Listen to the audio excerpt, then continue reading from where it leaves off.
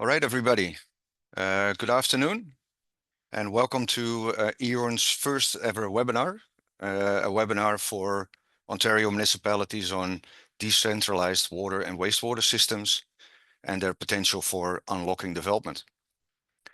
Before I get started, I would like to acknowledge that we are coming to you today from the traditional territory of the Anishinaabe, the Haudenosaunee, and the Huron-Wendat peoples. And we acknowledge our shared obligation to respect, honor, and sustain these lands and the natural resources within. We're very excited today to have 4 highly qualified panelists with us, all of whom are very well versed in the manufacturing and operation of decentralized systems. We have prepared 6 questions for them surrounding the benefits and challenges associated with decentralized systems, public safety, and the role that government can play in the adoption of these systems. Depending on time, we will try to take some questions that you can pose in the Q&A section at the end of the webinar. And note that you are able to vote on questions. So if there's a question that you had in mind, but somebody else has already asked, just hit the thumbs up on that question and it will get upvoted.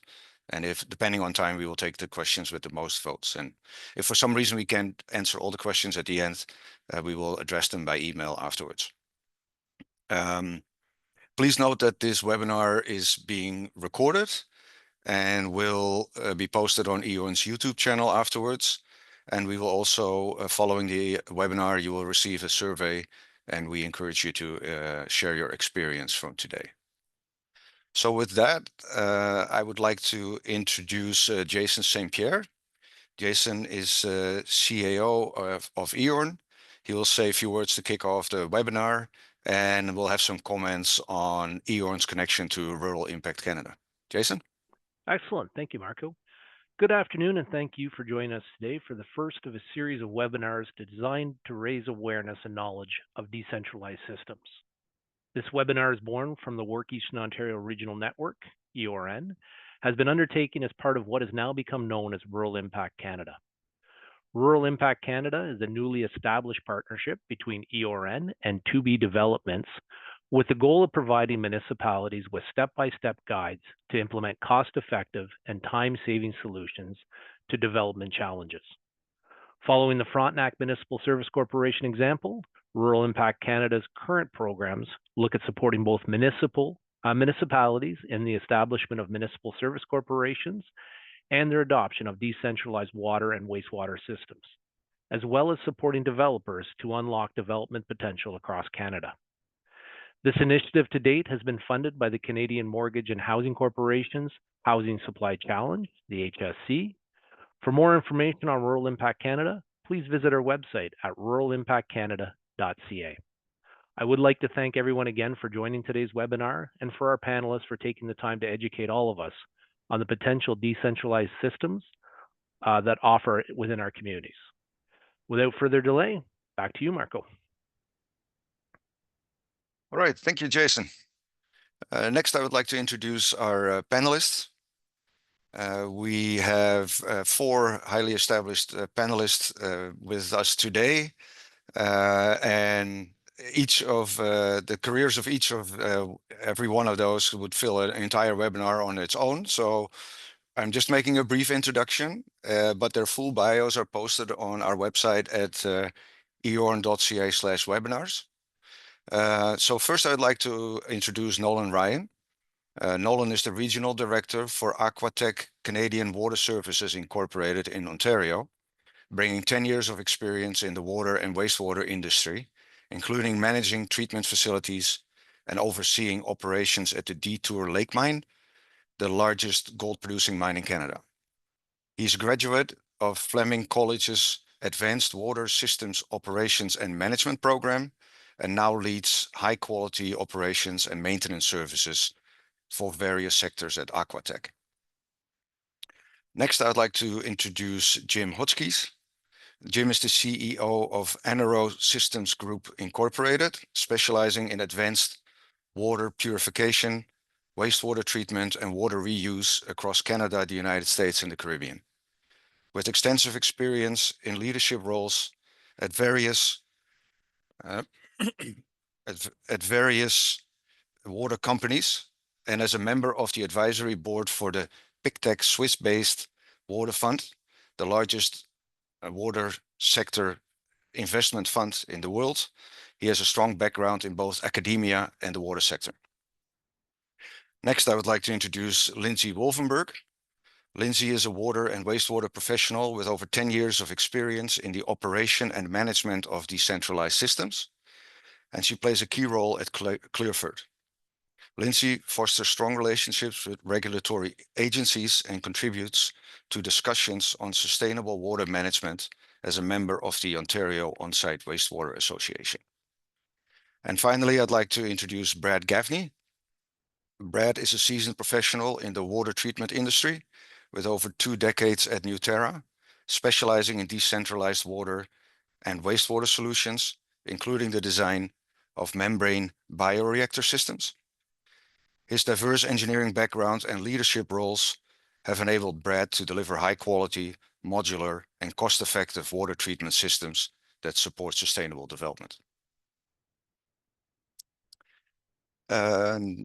Next, we might as well go right into it. First question is for Brad and Jim. It's a very straightforward question, but a very important one. What are the benefits of decentralized water and wastewater treatment systems? Jim? Okay, well, thanks for the opportunity to join the webinar today, guys. I see the benefits of decentralized solutions in 6 basic areas: affordability, speed of construction, scalability, circularity, resource recovery, sustainability, and finally, security and resilience. When we look at affordability, the great thing about decentralized systems is that capacity can be phased in to reflect demand. So as a developer, if you plan to develop, say, 200 homes, but you're only going to do that in 50 home lots, you only need to put in the wastewater treatment for the first segment of development. And then as the development charges are required, you can then go to the next phase of development. So it's very easy to phase the construction with the requirement. Also, with decentralized systems, you tend to use simpler, lower cost components. These smaller modular designs enable solutions to be delivered in months and not years. You know, a typical development, say for 50 homes, could be designed, built, and delivered in less than 20 weeks. They're scalable. So unlike a centralized system where you have a planning period that may be out to 25, 30 years or beyond, the planning horizon for decentralized systems tend to be closer to 3 to 5 years. So you have a much greater predictability on what you might need in capacity on that time frame. Again, as I said, the capacity can be matched to the demand profiles of the development, and complementary processes such as those that may be required for fit-for-purpose applications can be brought in as required. The nice thing, again, another nice thing about the decentralized treatment systems is you know what is in the wastewater. You're not dealing with an aggregate stream at the end of a pipe, which could have farm waste, residential waste, textiles, metal finishing. You know what's in the wastewater. So it's easy to extract those components out of the wastewater because most wastewater is 99% water with less than 1% of contamination. So if you know it's a metal finishing waste, you can take that out. If it's a brewery waste, you can take that out. If it's a sanitary wastewater, you can take that out and lead to reuse of the water. Many industrial and sanitary solutions can be developed as minimal liquid discharge operations as well, which cuts down the overall water footprint. As far as security and resilience, in the event of any natural or man-made disruptions to service, the impact can be contained at a local level, so you're not disrupting a whole community of, say, 100, 200,000 people. You know, it may not be very nice for the 20,000 or 5,000 that are being affected, but they're much better contained and faster to bring back online. Thanks for that, Jim. Brad, do you have anything to add to what Jim had to say? Yeah, I'd echo a few things that Jim said as well, add a couple more. Thank you for having me here, Marco. This is a great opportunity to talk about decentralized, and I guess starting with that, why decentralized is kind of where I wanted to first go. On Ontario, we're very centralized, focused on our water infrastructure, and over the years, it's grown. Our province has grown. Our population, our inventory on housing has continued to decrease, and it's put a lot of pressure on the province and municipalities to grow. Especially with an infrastructure that's really centralized. And where decentralized adds a lot of value is being able to, it's not a either or situation. So centralized is going to be here forever. Decentralized is something we should adopt as a province to add and complement centralized solutions. And where I think, if I was to break down the 5 key benefits, and I think Jim touched on most of them, sustainability is key. On that, decentralized systems work with advanced technologies. We're working at typically lower flow rates, which enables us to be able to use, advanced technologies for treating water, protecting our environment as well as the public. Minimal impact on the environment. Most of these systems are built in a factory in a controlled environment. So there's lots of benefits to environment and just being able to build the systems. Redundancy is another component of sustainability. You're going to have multiple systems in a community or an area. There's redundancy built in the individual plants themselves, but then you have redundancy built throughout the community as well. The second point would be modularity, scalability. Build it when we need it. Instead of let's build the $100 million wastewater plant or drinking water facility and planning out 20, 25 years, you're able to scale and build decentralized facilities with the growth of the community and align that with, build it as we need it today and now, and expand later as growth continues to happen. Affordability is the other one. Responsibility that ties into the modularity piece, so aligning the capital costs and the operational costs, being able to make sure that we're spending dollars per home using advanced technologies. We can get higher densities using technologies like MBR. It allows you to basically build infrastructure that's lower cost than traditional septic and wells. Reliability is the fourth point. Again, decentralized has been around for years. Not well adopted in Ontario, but it has been throughout the US. And treating billions of gallons of water has been treated using these types of technologies that are not new, they're not novel. So there's lots of reliability and proof that they are. And finally, timeliness. Being able to have, be able to install these systems in a very short period of time. We shouldn't be taking 5 to 10 years to develop and build a wastewater facility. We can do that within a much shorter time period. All right, thanks very much for that, Brad and Jim. Next question is for Lindsay and Nolan. Where does it make the most sense to use decentralized systems, and where doesn't it make sense? Lindsay, do you want to go ahead? Sure. Thank you. I want to say again, thank you to Eorn for setting this up and facilitating this discussion. I think as it's already been mentioned by several people on this panel, it's a really important discussion to have, and it's a really important way for Ontario to move forward in how we develop our communities and create robust systems for treatment and facilitate that.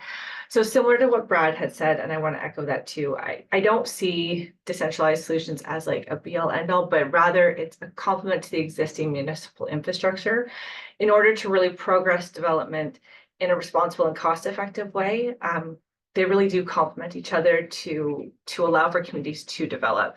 So there are lots of scenarios where decentralized makes sense.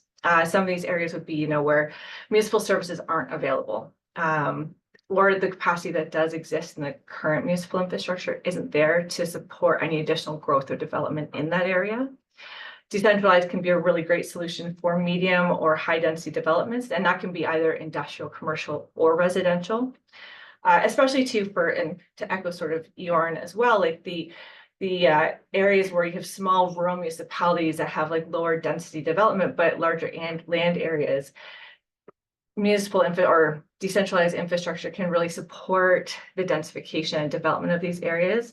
So Frontenac County, Marco, as you had mentioned in the introduction, is a great example of this, and their introduction of the Frontenac Municipal Services Corporation, or FMSC. So actually recently Clearford is now partnering with FMSC to help with the progress of their first 3 projects, to establish a base on how those are going to develop forward with communal systems, and really use our lessons learned over the last 25 years in operations to help tie everything together to help establish and develop that.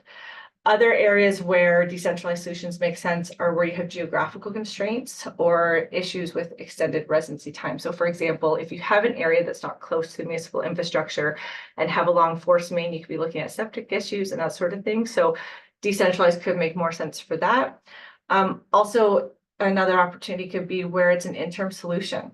So you may have municipal infrastructure coming in, but the development needs to happen now. You have pressure from development. So you can have an interim solution or a complementary solution with a decentralized situation. So conversely, where maybe it doesn't make the most sense would be in a metropolitan area where services are already really well established, or there's additional capacity already in the system, or areas where like that cost analysis doesn't really make sense, and maybe lot level is more cost effective in that situation. All right, Thank thanks you. for that. Nolan, do you have anything to add to what Lindsay had to say? Yeah, thanks, Marco, and thanks again to Eoran for setting this up. And it's I'm very honored to be here with you guys today. So yeah, there's many factors that need to be considered when you're talking decentralized or centralized: population, topography, environmental risks, and of course cost. So when I'm looking at, does decentralized make sense or centralized, I'm always looking at capital cost and yearly operating costs of a decentralized system versus the capital cost to connect to municipal services. When to use, again, I'll echo it again, but new developments that are not in close proximity to municipal services. Treatment technology has really advanced significantly over the last 10 years, which is great for developing rural communities. Again, you can stage out the approach, and you're able to manage your capital spend more accurately, and less capital spend up front. And then when not to use, again, if you're in close proximity to municipal services, you may want to consider connecting to the centralized system, municipal services. Near future expansions, you want to look, is your municipality going to expand out in the next 5-10 years? Maybe you need to wait. Or environmental risks such as sensitive receivers or topography may not allow for a decentralized system. All right, thanks very much. Let's head on to the next question. And just a reminder, I see a question coming in, but you have an opportunity to ask questions as we go in the Q&A section at the bottom of the screen. So please go ahead and do that. Next question is for Brad and Jim. What are the biggest challenges facing decentralized systems when it comes to adoption? And what are the regulations that impact the adoption of decentralized systems? Brad, do you want to go ahead? Sure, thanks, Marco. I break it down into 3 main challenges. The first being education, which is, today's a great exercise and contribution towards that. Just letting people know that decentralized exists. As I mentioned earlier, we're very centralized focused in our infrastructure, and being able to add decentralized to that is really part of educating people that the technology exists, it's mature, it's available, it's cost effective, all the things we highlighted earlier. But there's a lot of stakeholders when you look at involvement of how to put a decentralized system in place. You've got municipality with the elected council and the public themselves. Developer has usually to the table because they're the one building the houses. Planners are involved both at the municipal and at the private level. Typically a consultant engineer or multiple consultants are involved in the processes for getting the permits and approvals. And then the technology providers like myself and Jim, and then you've got First Nation communities as well as a major stakeholder, conservation authorities, Ministry of Environment for the province, and then you've got the team here from Clearford and Aquatech with operating services. So a lot of folks at the table that need to be on the same page, and that's one of the big challenges, just getting education out there. The second point I'd make is on the complex regulatory process that exists. Being a centralized province and having regulatory policies built around that infrastructure, it's a round peg, square hole situation where we don't have the planning and the zoning and the EAs, like the environmental assessments, the municipal class EAs that are required, the excessive reporting and paperwork that's required there. And it's not, these processes are there for a good reason, and they're there to protect the environment, they're there to protect the public, but they were designed for large, huge municipal plants. And if they were tailored to be more towards a decentralized or a streamlined process that still had the integrity for that protection, we'd be able to move these projects much quicker. As well as that, ECAs and MRAs are another component of the complex regulatory process.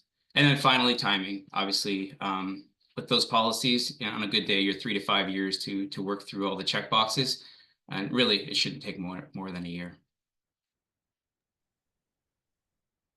All right, thanks for that, Brad. Jim, do you have something to add to this question? Unmute yourself, Jim. Yeah. Do that. We knew it was going to happen. Yeah, it's going to happen. I might as well be the one. I would agree with Brad that education is a big issue here. Our traditional approach to water and wastewater infrastructure reflects a mindset that basically was developed in the early to mid 20th century. When I was doing civil engineering decades ago, we were learning from the same handbook that was developed after the Second World War by Metcalfe and Eddy. When I was teaching wastewater treatment at Sheridan College 20 years later, we're still using the same textbooks. And when I talk to engineers today, they're still using the same basic mindset. Engineers need to be introduced to the current decentralized technologies as a viable option to centralized processes and to understand the benefits of that. Municipal entities need to be made aware that development can be effectively supported by decentralized solutions and that we don't need to just wait on running a big pipe out. As Lindsay and Brad mentioned, decentralized systems will always be with us, but we need to be aware of the options to enhance development by looking at other options. New professionals entering the workforce need to be introduced to both centralized and decentralized solutions.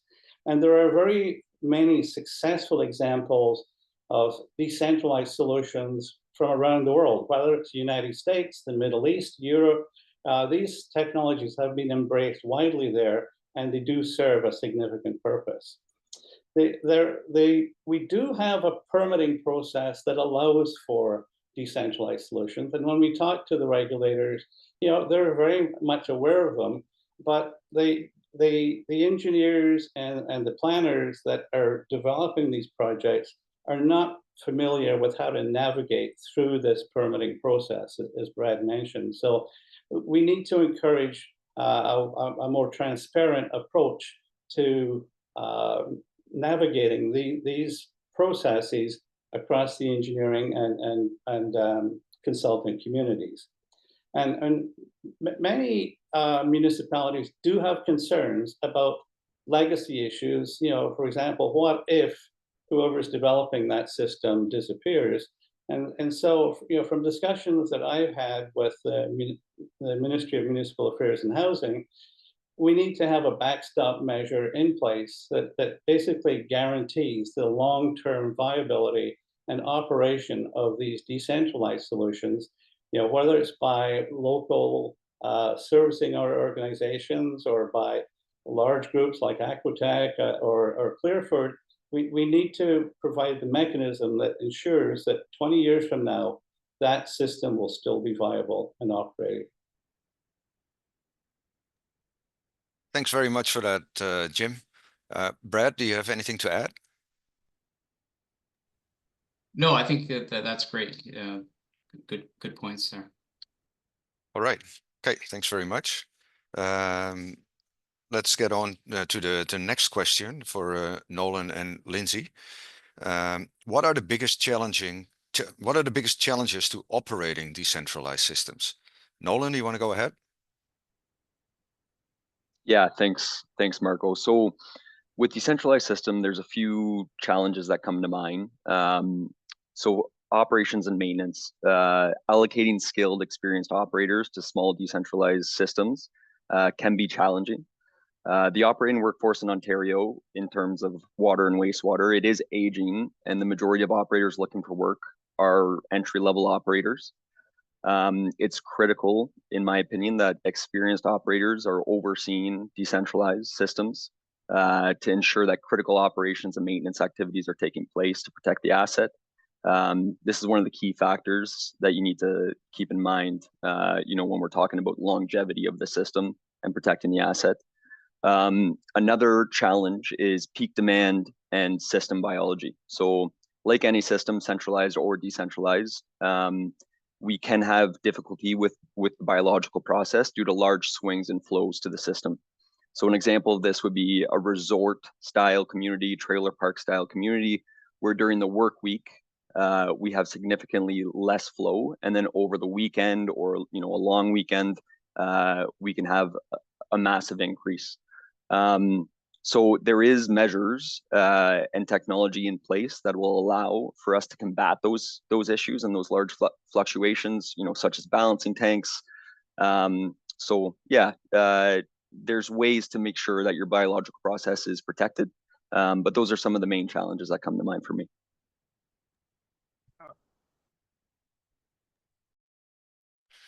No, I did it. Thanks very much, Nolan. Lindsay, do you have anything to add to this question? Yeah, Nolan raised a lot of great points. We experience all of those challenges as well with all the systems we operate. It's really important to, especially within your operational team, to have varying degrees of leveled licensed operators. So as Nolan said, you can have more senior operators overseeing younger operators to teach them what needs to happen in operations and maintenance. That is staffing is just inherently a challenge, especially since COVID. I'm pretty sure people feel this across the board. That's become just its own challenge, whatever the industry is. To echo some of the points Nolan had mentioned, so varying flow rates, we do end up dealing with a lot of sort of seasonal facilities that may have higher peak populations on weekends or during the summer months. That additional flow and loading can really create some additional challenges, especially in a small system. So when you have a municipal system, you have additional inputs that create sort of a base flow rate. So you'd have industry, you'd have commercial, and that sort of buffers out your flow rate in general, which can help support. You end up having more challenges with upsets and that sort of thing in small systems. So you really do need an operator who understands it. It can pay attention to what's happening and manipulate the system accordingly to ensure compliance is maintained. Another one of the challenges that we tend to face is sort of automation and monitoring. So the systems themselves are inherently smaller, which means it can be sometimes a challenge to have certain automation and inline process monitoring equipment included in. Now, as I'm pretty sure this entire panel said, equipment has come a long way. I would say, especially in the last 5 to 10 years, where equipment's at now is light years from where it was. So these systems have come up to the same sort of specs municipal systems at. There's a lot of facilities now specifically that really do have great HMI capabilities and remote monitoring for operators to support that. Another thing we tend to see too, which kind of plays into the varying flow rates and maintaining biology in a smaller system, can be a leaky collection system. Depending on the type of site that you're operating, you can have inflow and infiltration issues, which essentially dilute down your biology and can make it more challenging to operate those systems. Another thing too, so operating costs, although the operating costs for small systems are fairly close to actually municipal servicing rates, some of the owners of private systems specifically will try to negotiate down cheaper rates, which can sometimes inherently create compliance and maintenance risk by trying to minimize the amount of time and operators on site to maintain that facility. Also, typically communal systems don't require 40 hours a week of operations. So you want to try and manage and maintain the system by clustering sites together so that you're using like an operational hub structure so that your operators are able to maintain several different sites within that work week versus at a municipal plant, you tend to have several operators 40 hours a week at a plant. And then the one other thing that comes to mind too, I find with some communal systems, we tend to have more stringent effluent limits. So many small systems will actually have limits that are below that of some municipal systems. And that can be challenging when you do have those varying flows and the other items that both Nolan and myself mentioned that create the challenges when you're trying to maintain compliance in biology and that sort of stuff to ensure that you are maintaining your objectives and limits to protect the environment. All right. Thanks very much for that, Lindsay. The next question is again for Lindsay and Nolan, and that is, what kind of measures are implemented in order to protect public safety and the environment with regards to decentralized systems?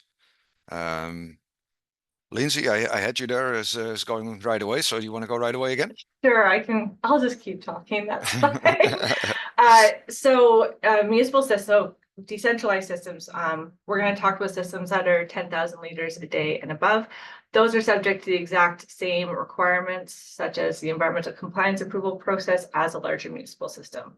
So in those instances, MECP is going to be reviewing and issuing your ECA and imposing effluent limits and objectives. They're going to require what type of reporting you need to do. They're going to structure out what kind of maintenance and operational monitoring activities have to occur in that system. In some cases, they're going to require the system become classified. So based on the complexity of that system, it'll get a varying class from class 1 to 4. Your operational capabilities have to match that classification of system. So in the systems with ECA such as that, you will require a licensed operator, just like a municipal system. So your operators have to be trained and they have to meet a certain requirement. In that, operators are also required to upkeep their licenses and advance their knowledge and understanding based on the type of complex systems they're working on. So if you have an operator who needs to operate on a class 4 system, they need to at least be a class 3 operator and have the experience that reflects that.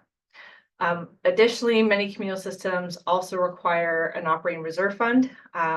That's sort of usually it's in a condo corp situation or that sort of thing, but it's maintained with the it's fed by the user rates to maintain that minimum value to support the long-term operation and maintenance of the system. In some cases, that additional reserve fund can be used for capital upgrades. It can be used in the case where maybe you have a default by the operator, which I don't like to talk about, but it does happen. I mean, there are a bunch of small operating companies. Some of them will default. That can feel insecure at times. So having that sort of reserve fund can support that.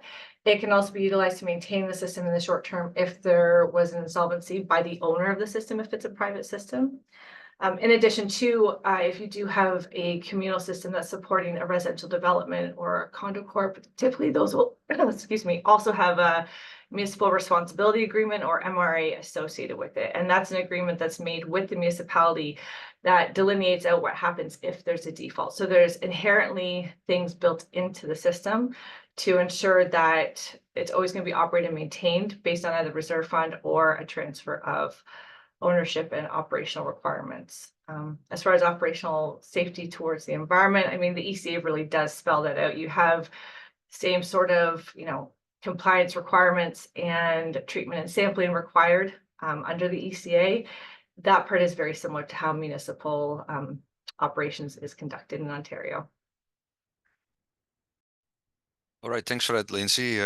Nolan, with regards to the public safety to protect and the protection of the environment, do you have anything to add to that?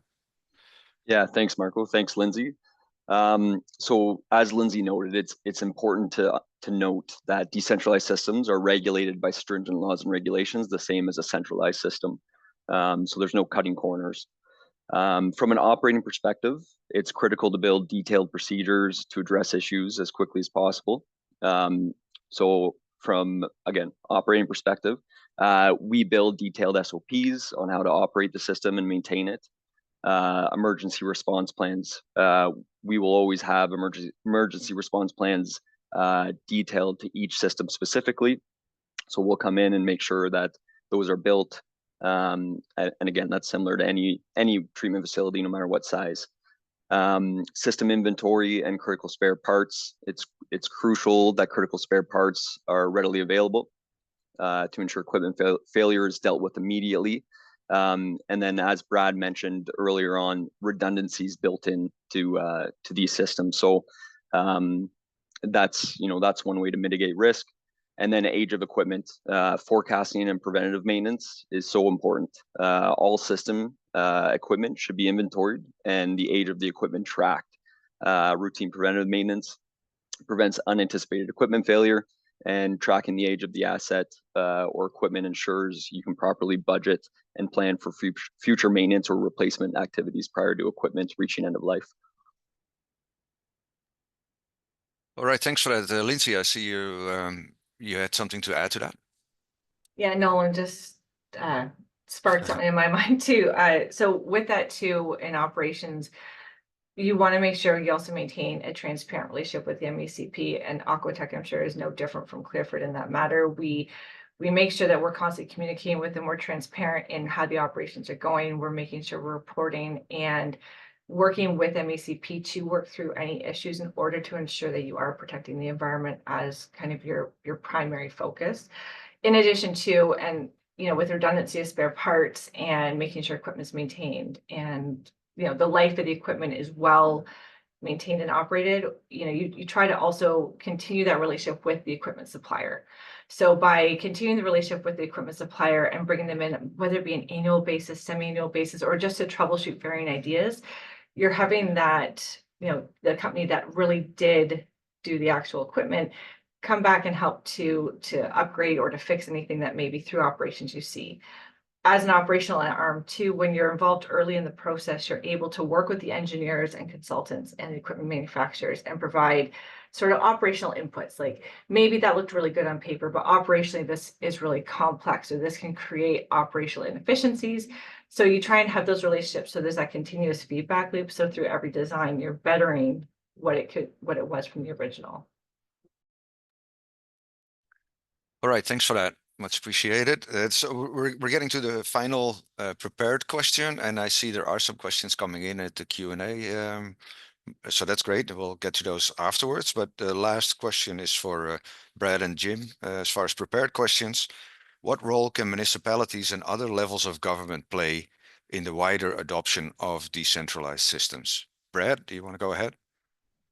Sure, thanks, Marco. I point out three things here that is mandatory or required. It is very important that municipalities and provincial level government supports decentralized. Up until now, there hasn't been a tremendous amount of, I guess, forward support in that sense. A lot of our funding has gone to centralized treatment and expansions, and there's an opportunity there, but I think it starts with the education piece again. But more of the municipalities educating the public, making them aware that this technology is safe, for both the public themselves and our environment and our future generations. So that's important to keep that message front and foremost to the folks that are going to be impacted, which is the public themselves.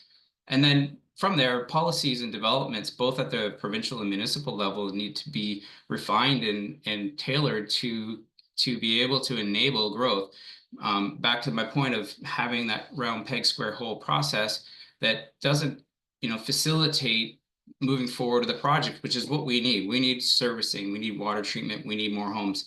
To do that, we need to modify the policies, not compromising the integrity of protecting the environment and our people, but it has to be there to enable a timely and efficient process that makes sense for decentralized. And I think that's something that the governments, both at the municipal and the provincial level, can do.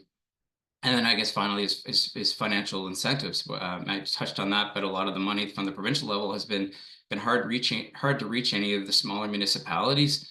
Especially when they're trying to, that don't have infrastructure. I don't think they can actually get funding from projects that are already in place. So being able to look at that, maybe there's some grants and subsidies that can be passed on, or tax incentives for the developers to come into the areas.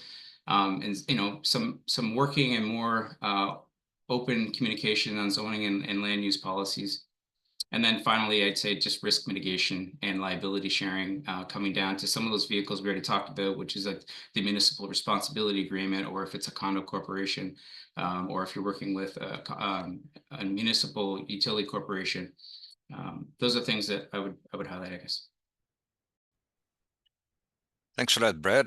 Jim, as far as the role of municipalities and levels of government in the adoption of decentralized systems, do you want to add something to what Brad just had to say? Sure. I think, as we've said previously, awareness of different technology options is critical. And so that has to happen at the municipal level, at the provincial level, and at the federal level when we're dealing with transboundary issues.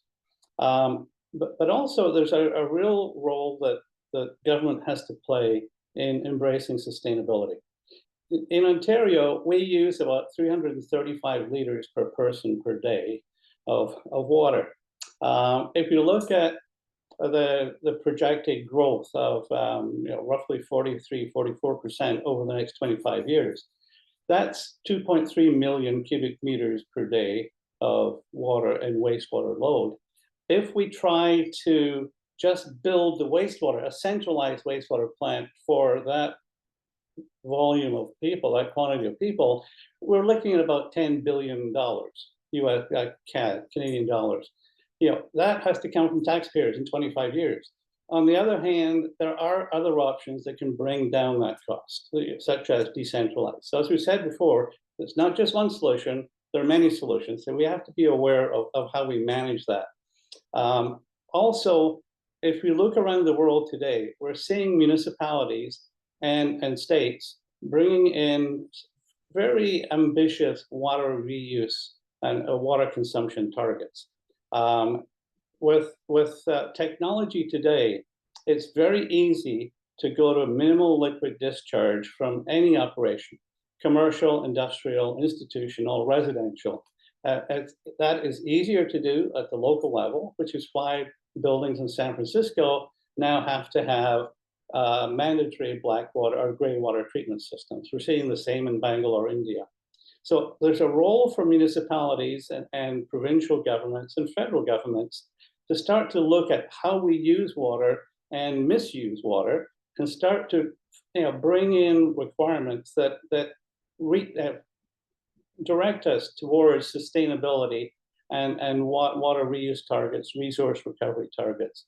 We do have the technologies, but we need to be aware of how to implement them across the board to achieve these goals.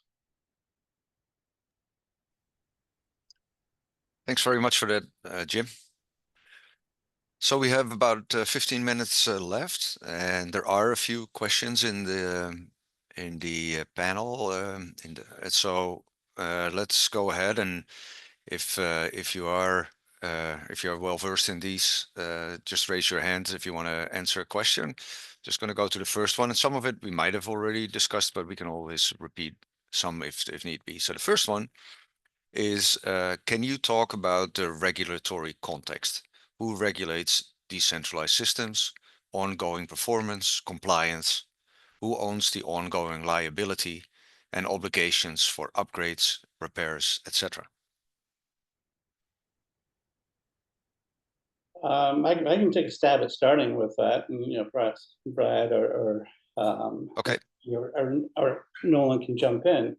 But once you get beyond the building code level, it falls into the provincial government level. So you do need MECP to look at the application and develop the standards that have to be met. The standards are relatively straightforward. As Lindsay says, sometimes they're more stringent than you would see at a centralized facility, but that's because of the local impact of these discharges into a small water body. But it really becomes a provincial responsibility to look at what is being proposed and issue the permit, both to take water and to discharge water. So I would say it's really at the provincial level that we do need to have municipalities involved to basically encourage the province to approve developments in rural and peri-urban areas. Yeah, if I can add to that, all good points. And, to answer the question of ongoing performance and compliance, the Ministry of Environment is really the police around the operator of record and the plant itself. So reporting is done by the operator of record, which would be, a company like Clearford or Aquatech, and they would be reporting to the Ministry of Environment the plant's performance and all the requirements that are in the ECA, which stands for Environmental Compliance Approval document, which dictates basically everything that Jim mentioned as to where you're putting the water, how much water you're putting into that receiver, how clean it has to be, what constituents levels need to be removed. And then the ongoing operation and liability obligations really come down to whoever owns the facility. Now, sometimes a developer may go in and want to put in a 500 home development. They're willing to buy the plant and put it in place, but they're not in the utility business, so they may want to hand that over to the municipality. In that situation, the municipality may have staff to operate it, and they would be the ones that would be liable for the operations and billing the end users, the homeowners, for water use, and then collecting that revenue and then paying the operational costs to companies like Clearford and Aquatech. But essentially, that ownership is the liability obligation. It can also be privately owned and operated as well. Thanks, Brad. Lindsay, I see you have something to add. Yeah, so just to sort of echo what the rest of the panel was saying too, like we've been talking primarily about wastewater. In a water context, if you do have a water plant under, OREG 170, that's going to be year-round non-municipal, that's sort of based on the engineers and their engineer evaluation report. That's how that's regulated. It's regulated by the regulatory framework as well as that document, because that's what you're using as your operational sort of landscape to know what needs to be done for that facility. In addition to that, so we're talking about ongoing liability and obligation. Ultimately, the owner is liable. However, when you do have an operating authority involved, and specifically a licensed operating authority, there's some shared liability in that. So really, as an operational arm, you're working as a partner to the owner to, whether it's to educate the owner of their liability and their responsibilities, because there is lots in the ECA where if you aren't part of, if you don't live and breathe decentralized, you don't always know exactly what that liability is. So having a really experienced operations arm like Aquatech or Clearford, they can be a great partner in helping an owner understand their requirements, be it reporting, maintenance, upgrades, that sort of thing, to ensure that you are in compliance with the regulatory requirements. All right, thank you for that. Next question. Part of it we just covered, but there's a second part that's somewhat new. We'd like to hear something about long-term maintenance. Aren't these usually implemented by private developers? And what happens if they fail under private ownership? I could speak to that one a little bit. So the municipal responsibility agreement in a private ownership situation is a tool that's in place and mandated by the ECA.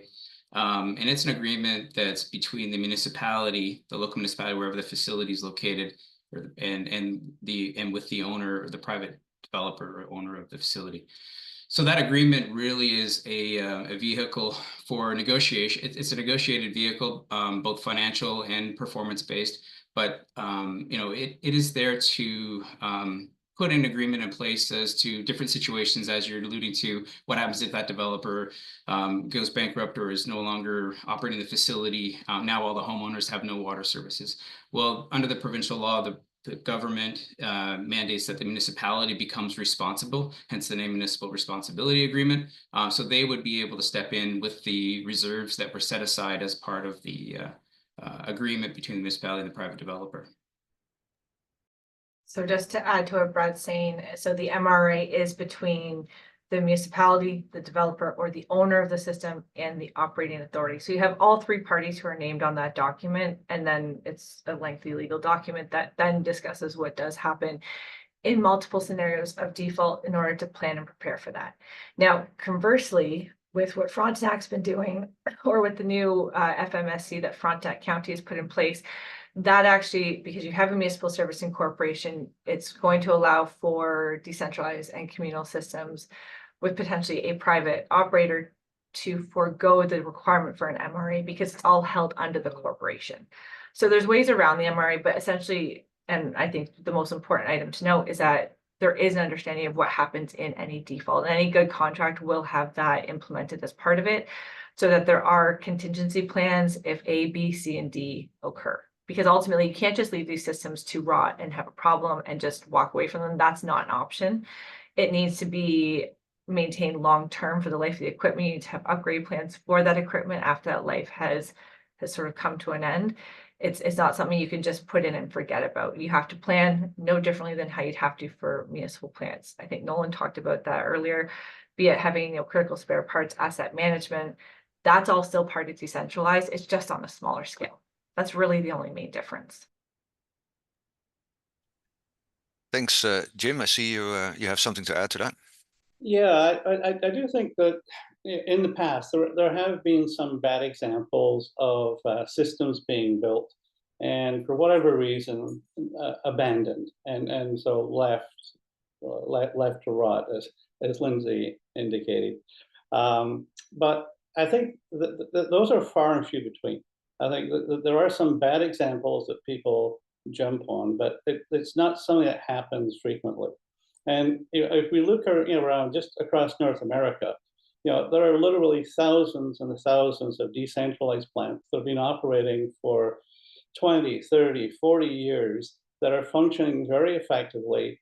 We do need backstops in place to make sure that there is money available to support the ongoing operation and maintenance of those facilities. But the mechanisms are there, the policies are there, and I think we just need to ensure that they are put in place as we develop more and more decentralized infrastructure. Thanks, Jim. Nolan, I see you have something to add.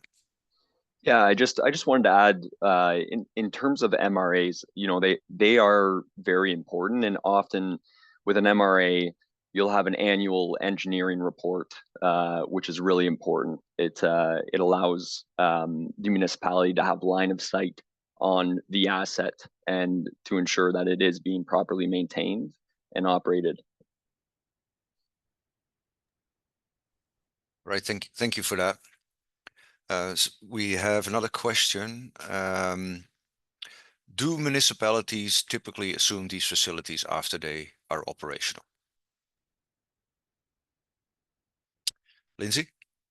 So it really all depends. Sometimes not. Like we have a number of systems that are in part of municipalities that are actually supporting the fact that the municipality doesn't have additional capacity for development, but as we're still maintained as a private operator with the condo corp and the developer at that point. The municipality can, but I mean, municipalities also don't always do their own operations. It really depends on how that municipality is set up, whether they have their own operators that they want to use, whether they want to do a hybrid model, whether they want to outsource to someone like Aquatech, ourselves. There are multiple different avenues in which how that system can be maintained and operated. But I think at the end of the day, it's really important to note that all the companies that would be operating these systems are going to have licensed operators. They're going to have a structure in place, be it SOPs, ways they're going to maintain, compliance departments, support with engineering. Like, not all operation companies are just operations. Like for us, I know we have an entire compliance group that's dedicated to support the operations. We have an engineering group that is a niche engineering group that helps with process controls and troubleshooting and site-specific capital upgrades that would actually work in conjunction with larger engineering companies, be it engineering consultants or part of the municipal engineering group that you have too. So you're always trying to kind of fit into support what the systems are. So I mean, short answer to your question, no, municipalities don't always typically take it over, but they can. It all just depends on how that municipality is set up for operations and whether they can get operators. Like we have several instances where we're operating for a municipality because they couldn't get an operator into their municipality that met the classification requirement. So we were able to support that as, working under that municipality as their operator. So it all kind of depends. All right, thanks for that. We have a couple more minutes left, and we have one more question in the queue. So let's try to get to it. What are the implications under the Clear Water Act? Oh, sorry. What are the implications under the Clean Water Act, the Drinking Water Source Protection?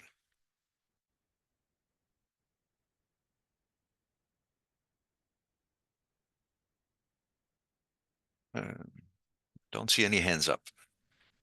Oh, Brad. Oh yeah, Brad. There you go. Yeah, I might need some clarification on the question, but specifically like implications of the Clean Water Act, when you're talking about, say, a drinking water system or an effluent discharge from a wastewater plant, those are all considered as part of the EA process. So there's a very lengthy and detailed process that is taken, specifically the site that's being looking to be serviced. The EA has a process for evaluating those receivers, those source waters, and determining, what technologies can be or need to be used if this was to go forward. And then it highlights, 3 options typically. Do nothing could be one, or use this technology or that technology, or wait for municipal servicing. So those are, I guess, all considerations in the EA process. And then as you get further down in that details, the next step is the ECA, which is really everything we've been talking about, whether it's a drinking water or a wastewater plant. Just the question's a little unclear in that, but to what Brad's also saying, yeah, that's all looked at in the EA and ECA process. It would be, at the design stage, you're taking into consideration the site, is it going to make sense to do a subsurface bed? Can we do surface water disposal on the wastewater side? If we are going to do subsurface disposal, are there drinking water wells around? That's all taken into account through the initial studies to ensure that whatever design and communal system is going in complements the regulations and doesn't create any harm or doesn't compromise any, already existing systems in place. And that's repeated. It's repeated through the EA process. It's repeated in the ECA process, and then taken into account through operations through the way you're monitoring and maintaining and managing the facility to ensure there's no impact. Like we'll see in some ECAs, if there's a subsurface discharge, sometimes you're having to sample from wells nearby or surface water bodies as well to ensure that you can't see an impact from your system, creating any sort of negative contributions to the overall environment. All right, we have 1 minute left. Jim, do you want to add a quick last comment?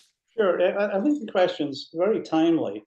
If Bill C-61, which is in front of the Canadian government right now, is passed, which will transfer the ownership and operations of all water and wastewater facilities on First Nations lands to the First Nations communities, then and most of those systems would typically be decentralized solutions.